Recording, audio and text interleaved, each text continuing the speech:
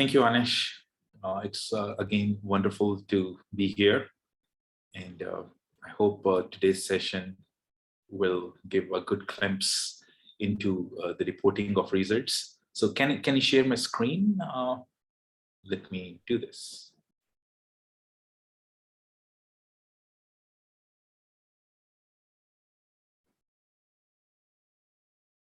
Is my screen visible to all? Yes. All right. Just give me a second.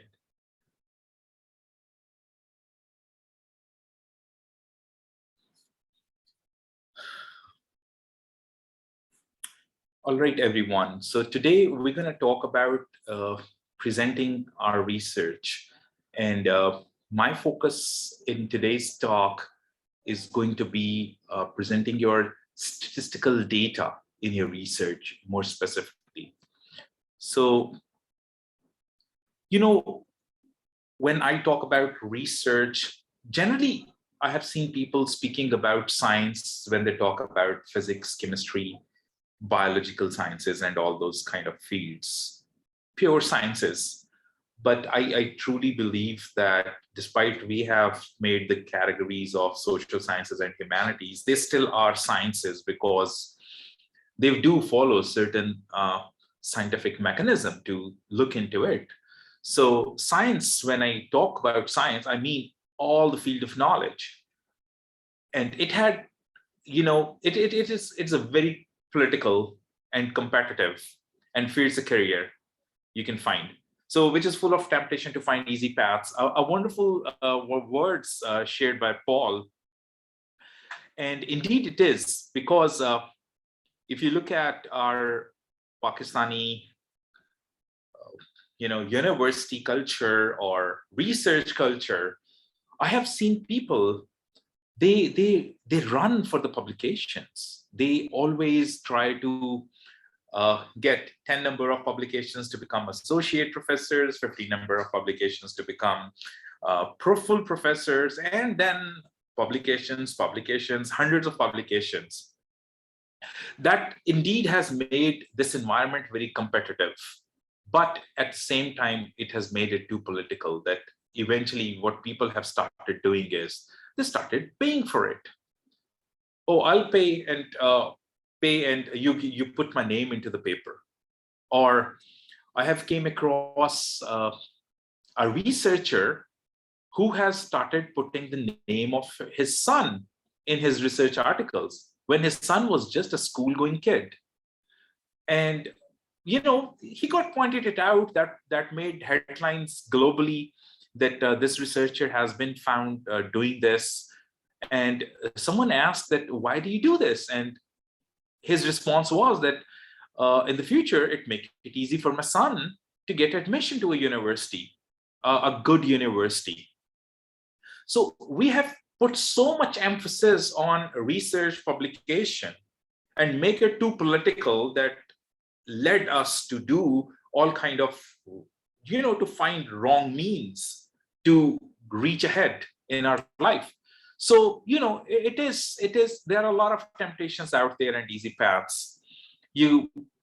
I know, I read an article a few months ago, actually a year ago, that we have researchers who publish one paper a day, which is surprising to me because yes, it is possible, but again, is it real science out there? But that is one of the very political and competitive career that is full of temptations to find easy paths.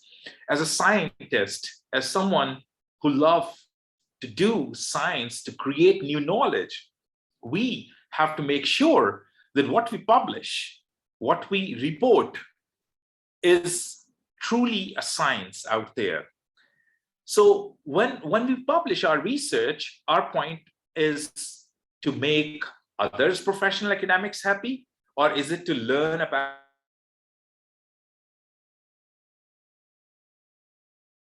research methodology course? I always talk about the curiosity. So we do want to talk about the curiosity that you want to know more about the world, what's going on out there.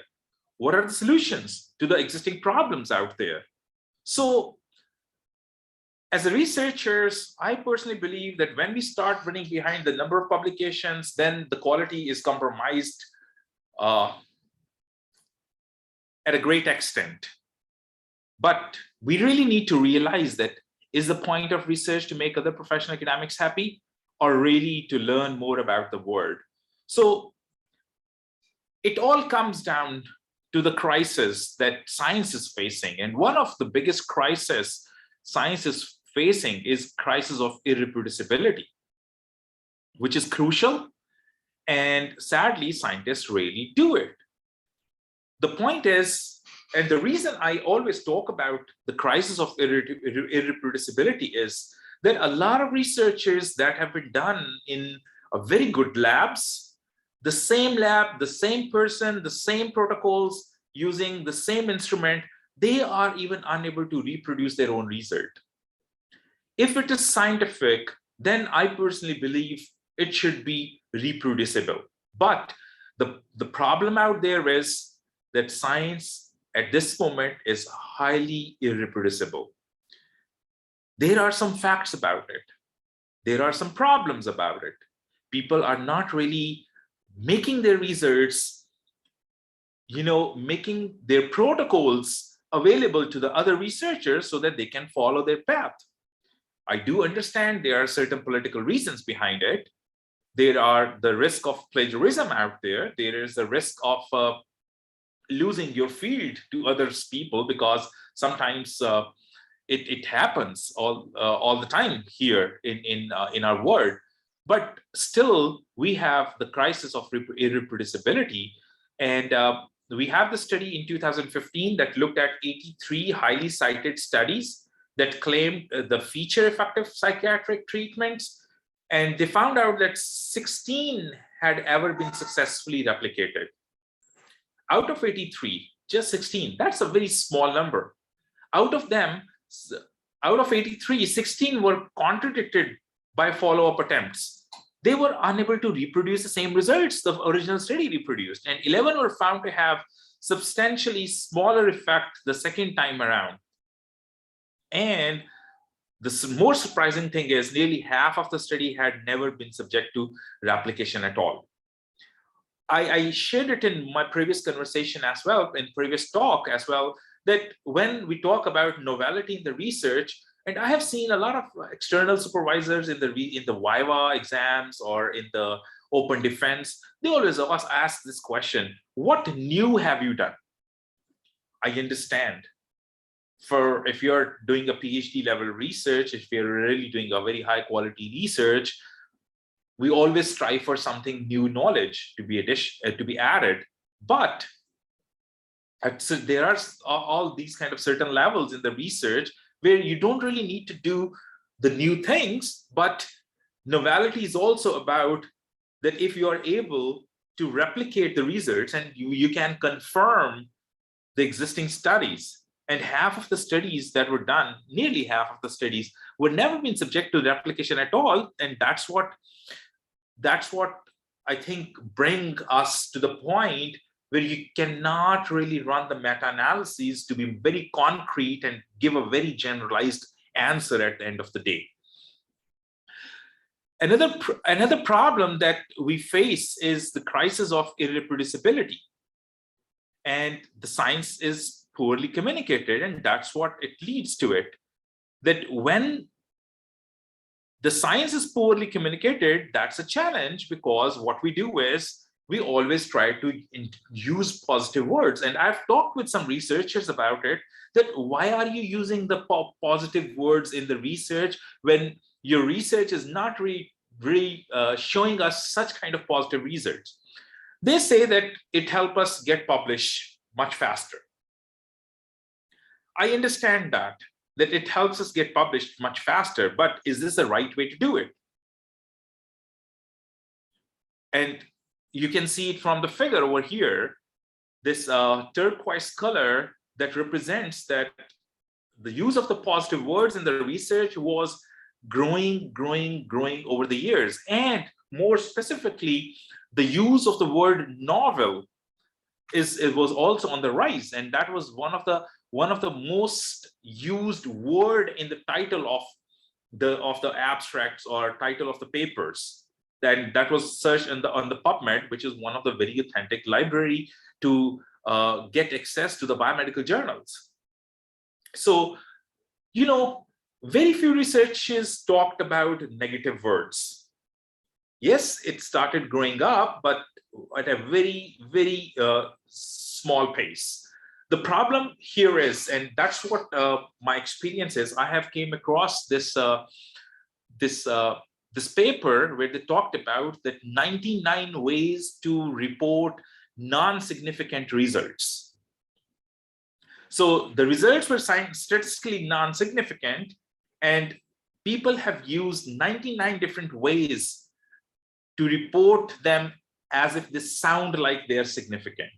Like, oh, it is going to become significant. It is near significant. It is, they were spinning their results. We call it result spinning. So they spin their language, they spin their results, which are negative, and they make them sound like positive. This is one of the biggest problem that science is poorly communicated. It's not communicated the way it is. If it is non-significant, my advice is simply state it non-significant. Yes, I understand that if there is existing theory out there and people are very firmly believing that, and you are doing some research that is not really conforming or not really confirming the existing theory, and you want to refute that by your research, you really need a stronger evidence about it. And if I get to see some study that gives the arguments, that gives the conclusions which are against what has already been published, I would firstly think about their research methods. What kind of methodology they have used. I'll ask the researcher and try to figure out that if they followed the right methods. I would start questioning about their, the whole protocol, and I asked them, have you done all the study designs, all the research question, hypothesis, data analysis, data collection properly? And if it has been done properly, then I would take those negative results as a good results. And that will raise us a concern that, okay, previous research that was done, though it's believed to be right, may have some flaws, and that here we have another evidence that is not true, or that refers that the previous research was not true. So I think as a researcher, we should start accepting it. We should not always look for the research that is conforming or that is confirming the existing research, but also take up the research that is refuting the existing research. And that's where the negative words come in. And if you get this kind of results, please publish it. Many people I have seen, they say, oh, my research failed. Why research failed? Because their results were non-significant. And their results were non-significant because they were not confirming the existing theory out there or existing thoughts out there, ideas out there. This kind of attitude is negative. This kind of attitude is wrong. So whenever you get negative results, if you have followed all the protocols very properly, haven't fabricated any data, haven't done anything wrong with it, please report it. That is what the science is. And scientists need to be open about it. Moving ahead from here, when we do our experiments, when we collect our data, one of the biggest challenge that we find in reporting is that we have a lot of words. We have a lot of words, but the problem is the scientific journals are always ask for 2, 3, 4, 5 pages, right? They are very limited. There's a word limit for this. You need abstract that is written with 250 words, and there's the method section, the text would be written. Yes, nowadays journals offer you an option that you can submit your supplementary material and it will be available on the journal's website along with the papers. Anyone who is interested in digging more about it, you can always go refer refer within your text that, okay, look at the supplementary material, but this is one of the biggest challenge, that not all the journals ask you to submit your data, not all the journals ask you to submit your supplementary material. Then what's the problem? The problem is that you have a lot of data and you want to report your results in just a few words. I always see this, that my students, when I give them some assignment, they always ask me that, so what's the word limit? And if I give them a word limit to be, very small, let's say 500 words they're supposed to write, or even less than that, they always find it challenging, because we are really good at writing at lengths. That's what I think our Pakistani culture kind of, or our schooling taught us that way, that if we start writing, we start explaining things, and we start writing the same thing 10 times in that different places, and we have been taught that, oh well, jitna thesis mota hoga utna effective hoga. That's a wrong way to think about research. Research is not about how many pages of research you have done. Research is about what the content is out there. What have you really done in the research? My PhD research thesis is hardly about 60 pages. And the shortest thesis I have heard about, the PhD dissertation I have heard about, is simply, I think, 10 pages long. So that's, and you can think of it, out of the 10 pages, there will be like abstract, there will be other kind of pages out there as well, or even references out there. So the problem is that we have been taught this way, we have been trained this way, that, oh, we should write more, despite the fact that the more writing may not be meaningful all the time. So that is one of the biggest challenges, that how we can be very precise in our writing, and to be to the point when we write about our research. So here's a trick. Let your creativity flow and its storytelling skills shine. You have to be a good storyteller when you are reporting your results. You have to enjoy yourself writing it, that when you read it by yourself, you enjoy it. And keep one thing in mind. This is what I learned from my PhD supervisor. He was a pretty 82 years young guy. So he said that, Sharon, it's a blessing if you forget things, especially when it comes to the writing. Why it's important that when you forget things while you're writing, because you have written a text, you forget it, you come back to it and you read it again. Next time you're reading, you will have like half of the things already forgotten in your mind. So you are trying to understand that what exactly I was writing. And if you are unable to understand your own text, please know this, your readers are not going to understand what you have written.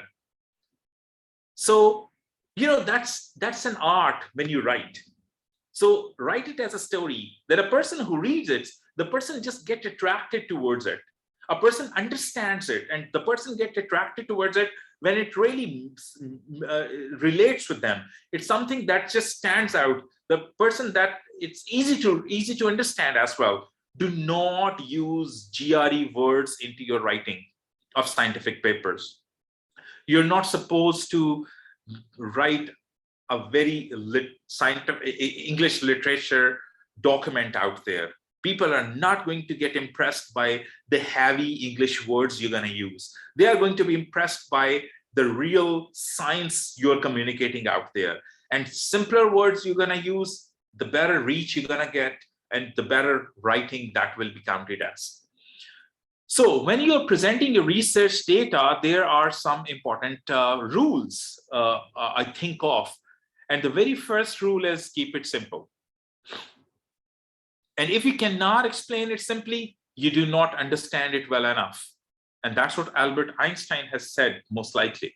But the thing is that you have to understand it well before you start writing. If you do not understand it well, please spend time understanding the whole idea, and then go to write it. Because if you can write it simply, if you can explain it simply, that is when your readers are going to enjoy your writing. And again, no one is asking you to reinvent a wheel while you are writing. Please borrow the words. Do not plagiarize, but still, you can always borrow the words. And you're not coming with 8,675 commandments and trying to summarize into 10 commandments. You can always do this, but idea is that keep it simple, as much simple as you can. So the rule 2 I always talk about is that first general, then specific. When you are writing your results more specifically, and this is about writing the results section of your research, that in your results section, start with response rate and description of the participants. Who were the respondents? How many of them responded? How many of them not responded? Which category they belong to? Talk about their demographics. Talk about the key findings later on, right? And then also talk about the relevant statistical analyses out there. The third rule is data. And keep that in mind. It's the data should answer the research question identified earlier. It's not, your research should be research question driven, not your data should dictate that what should write, what your research question should be. Many of the people I've come across, they say, oh, I have this data, that's a big data, but let's do some research. And when I ask them, what do you really want to research in this data? They have no clue about it. They want me to define the research. I have no clue about the data. So, yes, data is abundant, it is out there, but you as a scientist, as a research scientist, start looking at the research question that you want to answer using the data you have. Do not let your data dictate you, but let your research question take the lead and use the data to answer that research question. So leave the process of data collection to the method section when you're writing it. Do not write the process of the data collection into the results section, and do not include any discussion into the results section. In the results section, simply report what your results are. If you have anything to talk about your result, that why the results are this way, what you can implicate out of these results, please take it into your discussion section of your paper. Use past tense. That is something that's always asked in the research. While you're describing your research, use past tense. Use text, tables, and graphs. These are one of the three, actually, these are three main components in your research when you are trying to report your results. So when you're trying to report your results, text, tables, and graphics, you have to be very wise how you utilize this whole information. The very first thing is that these complement each other in providing clear reporting of the research findings. So you should not always, you should not put the text and the same information that you have put in the text into the tables and in the graphs. One thing that has been reported in the text, try your best that the same information should not be reported in the tables, and the results reported in the table should not be reported in the graphics. So do not repeat the same information in more than one format, and select the best method to convey the message. That is something that you will get to understand by reading the literature in the field that you are doing your research in.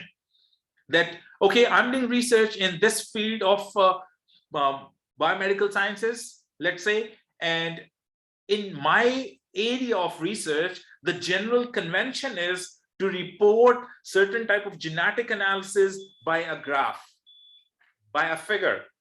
Then do not try to report that results in the form of table. Instead, try to produce that graph that you want to report, because the conventions really matters, and that's what make people really understand that it make it easier for other readers as well in your scientific community to read your research.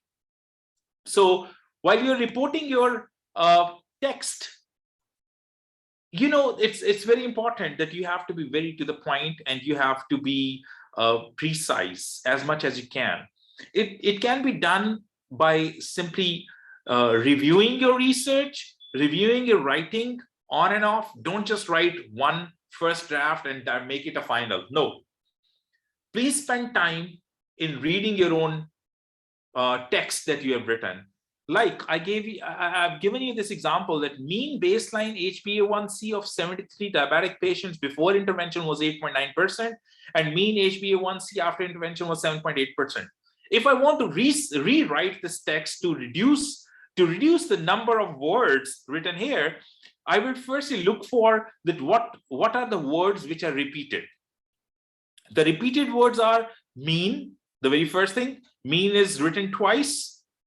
I can think of intervention is twice. I can also think about this word before and after here. So the whole thing is that the chunk that is written before, it's kind of like repeated in one way that is written for an after statement. So I'll write it in a way that I would just take the word before and after out. I would write the text. I would take the repeated words out of it.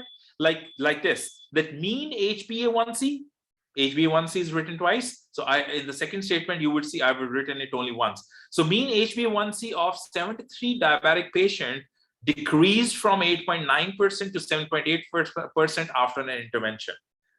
Both the statements give the same meaning. We understand both the statement equally well. But the thing is, this is a way that you can reduce the word and make it even more precise. And that's how I've seen people always writing from Pakistan, submitting their papers, and the first comment we get always is, please get your writing evaluated by the experts or language experts or the people who are having the English as their first language and all. Please know this, we live in Pakistan. English is always going to be our second language. There's always going to be a problem when we are coming at the writing, despite whatever the degree you have. So it's very important for all of us to understand that to be perfect, keep writing and keep reviewing yourself, keep revising yourself, and keep improving yourself. Then for the text, data which offer numbers and figures are better presented in tables and graphics. Sometimes we do report some of the data into our text, but the thing is that data can be reported in the tables and that data can be reported in the text. But please know this, very, very, very important results should be written in the text. You should not start explaining your whole table into the text. No. If you have given the table, let the reader understand it, right? In the text, you just highlight the best results that you have observed in the table and put them, or in the graphs, and put them in the text out there. Sometimes people are unable to really see what you see as a researcher into your tables and graphs. So those kind of things, please put them into the tables, graphs, and the text as well. You have a liberty to do this, but do not start explaining the whole table, the whole graph, every single bit of it into the text. If it is reported in the table, if it's reported in the graph, let it be there. Just report the text that you think is really important, and it will help you lead the whole story and make a good discussion out of it. However, if there are too few variables, the data can be easily described in simple sentence, including its interpretation. For example, the majority of diabetic patients enrolled in the study were male, 80% compared to female, that's 20%. You can always report your data into these brackets and into the numbers. And by reporting these numbers right next to the category you're talking about. Then some more about the text, that when you are talking about the text, using qualitative words to trap the reader's attention is not helpful. I have seen researches where they talk about that it's remarkably decreased or extremely different and obviously higher. These terms, remarkably, extremely, obviously, they are redundant. Scientists, they don't get impressed easily. They are kind of tough people out there. A good scientist, actually, they're tough people. They are sometimes perfectionists. So for them, decreased, they want to see it if it's decreased, and let them decide if it is remarkable decrease or it is just a very minor decrease. different, let the researcher, let the reader determine, because the experts do know how much different is a real different or extremely different, right? So please do not use these kind of redundant words into your writing when you are reporting your results in the text. So avoid redundant words and information, and do not repeat the results within the text, tables, and figures. And I've already said that the only important point and results need to be highlighted in the text. That's very important, and that's a key out there. Then when you're reporting the tables, always put the title of the table, and your title should be meaningful. Please do not just write some text into it. It should tell the reader that what this table contains intent. And always put, you can always make use of these these symbols out there. Like you can see there's a star just above WC, and you can always use abbreviations out there and explain what really WC means, like it's waist circumference. SBP is systolic blood pressure, and always talk about the units. Please do not forget to write the units of measurement along with it. So you can always use a body text and use these symbols to further explain, to further make a point, and that will help you cut a lot of space, additional space that you use in your writing in the paper, because you want to be very precise into it. And always make use of footnotes where you can explain the definition, where you can explain the result, where you can also talk about what statistical test you're using out there. For example, we can eliminate column on P student t-test or the p-values out there. And if you're reporting confidence interval, there's no need to report p-value table. But if you're reporting p-value, then there's no need to report confidence interval. I'm personally, as a statistician, I'm of the view that we should report confidence interval because they are more meaningful. But many journals have asked, they have a restriction that they want people to report p-value. But there is a whole lot of discussion about the p-values out there, that how much information they provide us. And I do know in 2015, a psychology journal has publicly announced that any research article that will report the p-value, we won't publish it. So, that actually stirred a whole controversy and whole discussion out there, that how to report p-values. But, so I personally, as a statistician, I think confidence interval is much more important, much more informative as compared to p-values to us. But they also help us. Confidence interval also help us to talk about the significance of the results very clearly, right?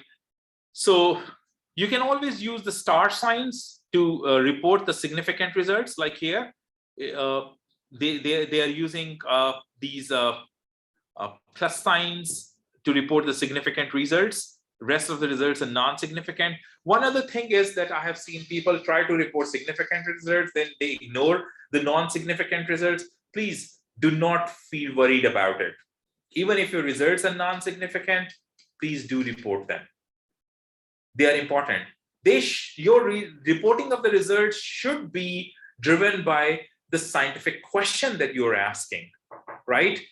They're not just what you want significant or what you want non-significant. If it required by your research question, then please do report it, right? So when you're talking about the table, arrange date and timing from left to right, then you should be consistent use of units in its decimal places. If you're reporting your results at 2 decimal places for all the data, please do it for 2 decimal places. It should be very consistent, and round off the numbers to the fewer decimal places, which are possible to convey meaningful precision. Avoid listing numerous zeros. You are not supposed to write 3.0000000. No, please put it 3.0 and that's it. Avoid too many lines in the table. Standard deviation can be added to show precision. of the data in your table. And please know this.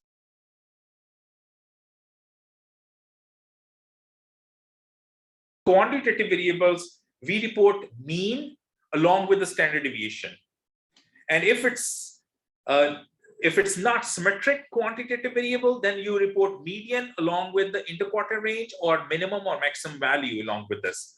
But knowing this information about the standard deviation along with the mean, or the information about the variability in our estimate, is always going to be important, and it's always going to be helpful for a reader to understand that, okay, we have this estimate, how much our data is varying, or you can report standard errors along with that. That will help us to figure out that how much our estimate can vary.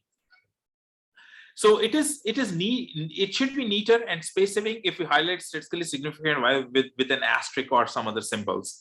But when you do graphs, that's the third component of reporting your statistical results in your research article. You got to be very clear on the question.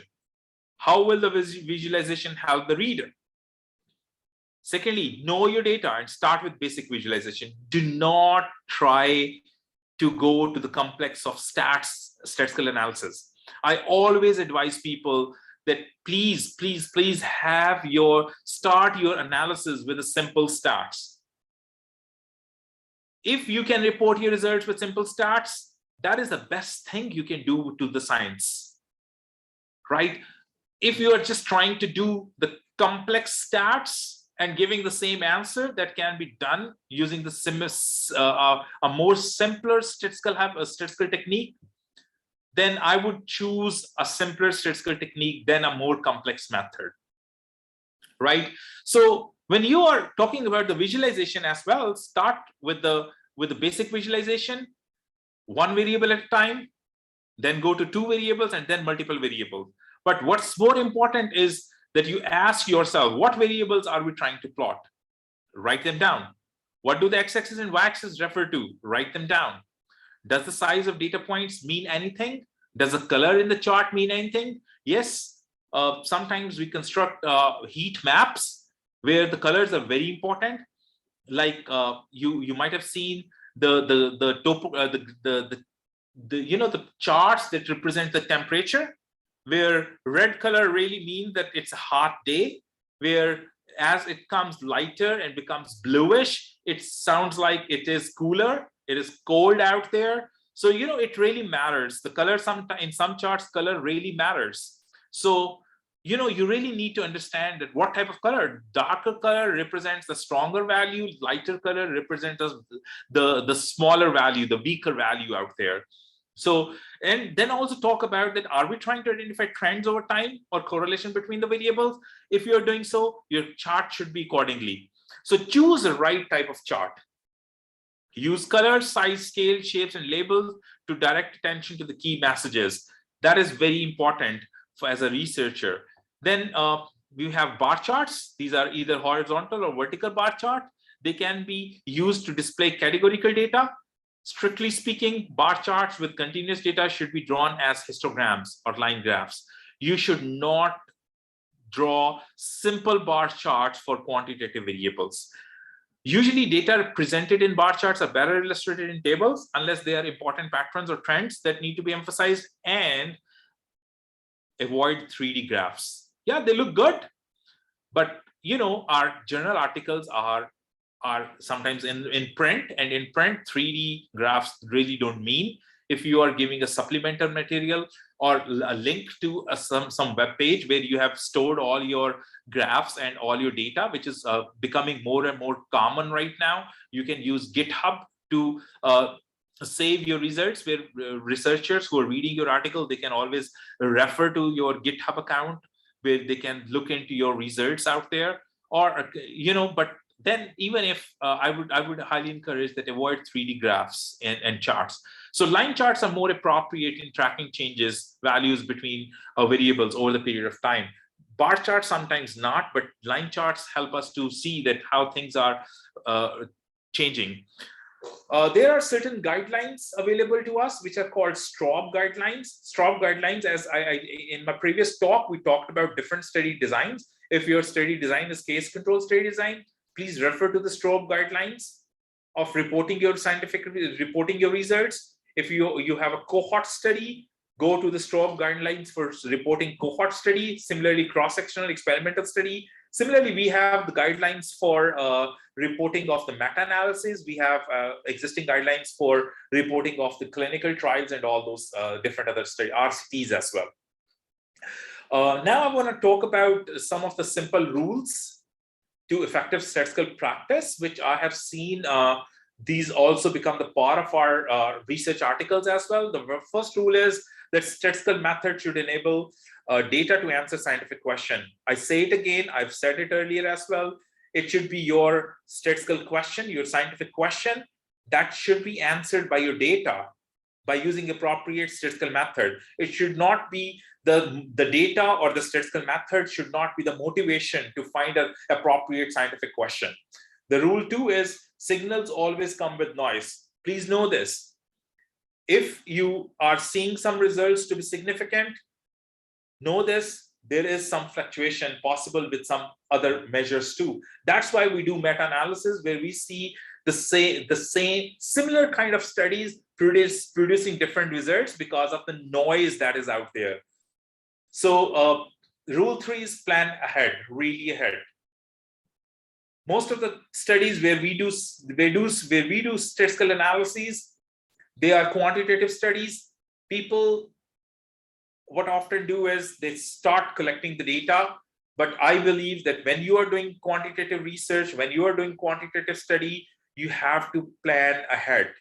You have to plan in a way that you keeping the end in your mind. You have to plan it, that what would be the outcome of my research and how I'm going to report my outcome. So you got to plan ahead, really ahead, and worry about your data quality.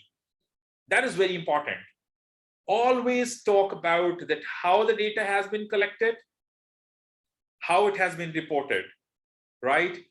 And the quality of the data will help you improve the quality of evidence you're going to use. As we start talking about the evidence-based policy making, evidence-based decision making, the quality of your decision is totally dependent upon quality of your data.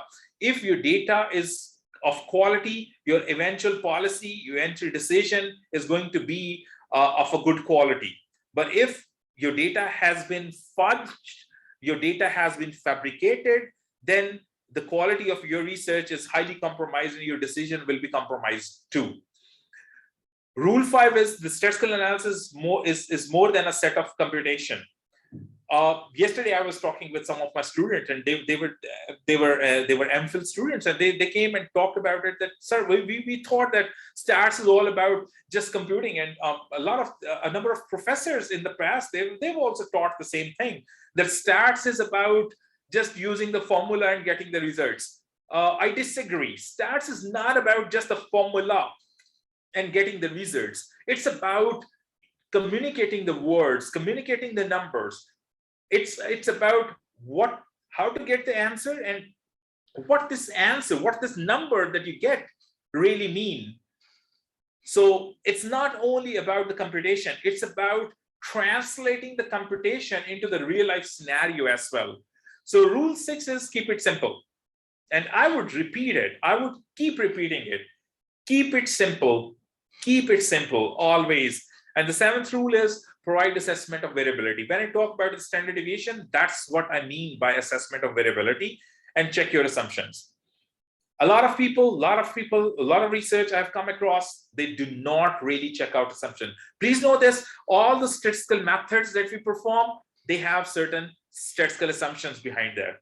If you're not fulfilling those assumptions, then it means your statistical results are compromised. So always check for the assumptions for the methods you're using.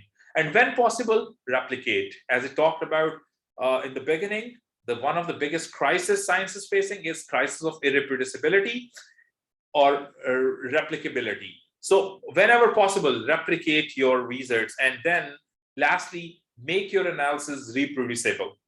Always talk about the steps that you have taken in your writing, in your statistical method, that how you have reached to these results. Talk about the study protocol. talk about the software that you have used, talk about the packages that you have used to carry out this statistical analysis in your research. So just the final conclusion, the main core of the results section consists of text, tables, and graphs.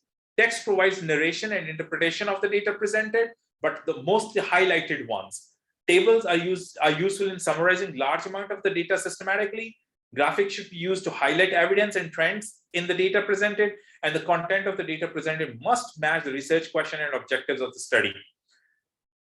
So the last and important conclusion is keep the data and its statistical analysis and its reporting as simple as possible to give the reader maximal clarity. Thank you so much. I'm open for the questions. So if you have any, please feel free to ask. Thank you so much, Dr. Sharon. While everyone is writing the questions, I'm going to launch the Zoom polling. Please respond to it. Okay, so there is one question by Rana Rubab. She is asking, is there a site having phrases to begin different sections of a thesis? I think I would like to read the question again.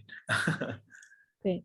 She's saying, is there a site having phrases to begin different sections of a thesis?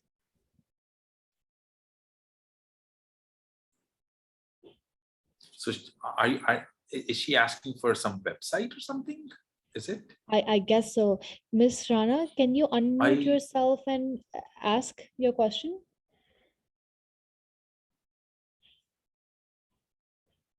Okay, hello? Yes. Hi. Hi, thank you so much, sir, for presenting an awesome presentation. It's always a treat to listen to you. Okay. You see, when I was doing MPhil, I had a website, like my teacher gave me a site, and it was a wonderful site having phrases to begin, for example, the literature review section, how to begin it like properly, and then discussion section, how to begin it. You see different statements, different phrases to begin different sections of a thesis. Do you know of any URL? This was my No, question. I do not. I always relied on my understanding, that how I understand my science. So my experiment. So I always try to use my words. That's it. So, there's a high chance of plagiarism when you actually are relying on those kind of websites, because not one person, but everyone is looking for such kind of webs. So I personally think that, whenever I get this, I'll just try to write it on my own. So I always advise people as well that just write your own thing instead of, looking for such kind of resources out there. I agree. I fully agree with you. Thank you so much, sir. May I add, Rana, that terminology like understanding, when you use terms like significant and some other, language in research means different to what it would mean in a normative English writing. So there I do agree that perhaps some sort of indication in terms of statistics, how much of the data variation can you quote as being significant would be meaningful if you could, Sharon, explain that, or if you're not already explained. And also that when you talk about some terms in writing, perhaps it would be better addressed in the writing sections that we are going to have. Sharon is a statistician, and his language would be very appropriate for, expressing data and analyzing it. And I do understand that what comes naturally to him might be a struggle for a lot of us. So perhaps that is something that you can raise in the writing sessions, because I know that for course designing and course objectives, there are, for example, standard objectives, and there is a writing list of academic best top 300 words that you must know, and so on and so forth. There are sites like that, and I'm sure must be some template by different bodies of research structure as to how is the best way to deal with it. The templates are a norm in our world, and I'm sure if they come from a reputable site, they could be helpful, but I would be not happy using something that does not have repute. So, Sharon, any comments on that? Yes, I would like to add one thing. This is something that I learned from my experience. As a researcher, I always emphasize on reading scientific literature. So when you are reading scientific literature and you have read enough, well, there's never enough in research, by the way, but still a good number of researchers, then you will already understand that what conventions are being used, what kind of writing styles people are using in reporting their research. But the key over there is that you gotta be very precise, and the key is that you always have to come back to your writing. The thing is, when we are writing as a scientific researchers, we as a researchers, we understand everything because we have done this all. It's so easy for us. Something that is so easy for us is not easy for someone else. We are so much into it that there are so many things which are so obvious to us. Please know this, as a writer, the things which are so obvious to you are not obvious to someone outside, a person. So always, when you're writing, take a day or 2-day break and come back to your writing again. This is something that will help you read afresh what you have written and help you improve your writing over there. And that's when you will start getting more words from, when you read, then you will see that what kind of words other writers are using. You can always take the words from your own scientific community that are very common words into your field, because I do know that in biomedical sciences, the people who do certain type of genetic research, they have very specific words to explain the phenomena, right? So you pick up the words from there as well, but try always to write it in your own words. You don't need Turnitin at the end of the day if you do this. I think, thank you so much. Nothing, Rana, you are in English writing program, that to improve English, one of the best things is to read a lot. And I think the same stands, like Sharon said, to read research and how it's interpreted in reputable journals and how articles are written. And that honestly gives a lot of head start to many who do. So if there are no more questions, Anish, are there any more questions? Yes, there is one question and one comment. I'll read the comment first. So Dr. Naila Ali, she hasn't mentioned her university, but she's saying that her 7-year-old son is also attending this session, and his name is resembling with Dr. Sharoon's. He is Haroon. So he's very excited that the names are resembling and he's attending this session.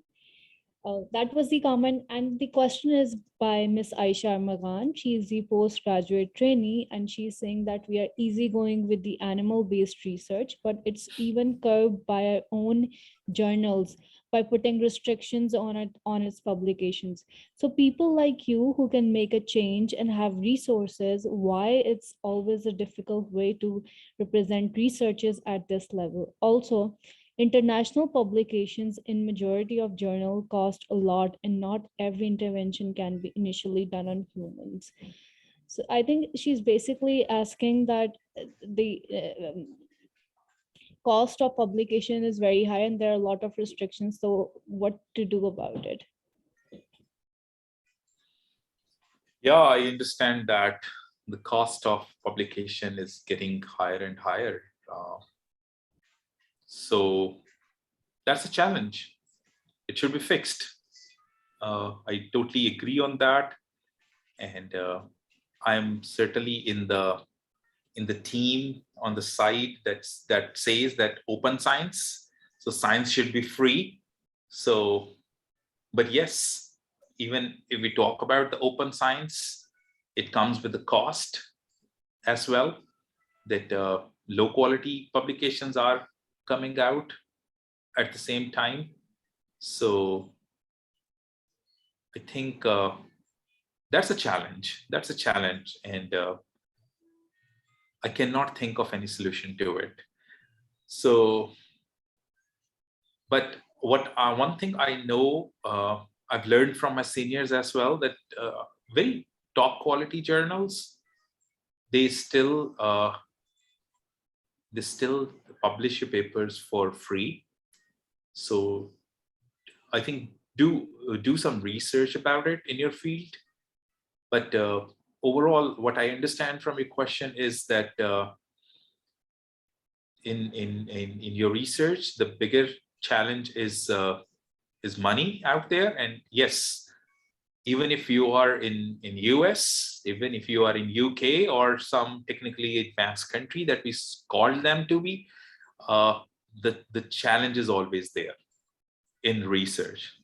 Financial issues are always there. And yes, so in scientific research, especially in biomedical sciences, there is a protocol that you always start with, animal studies are phase 2 trials, and then human studies are phase 3 trials.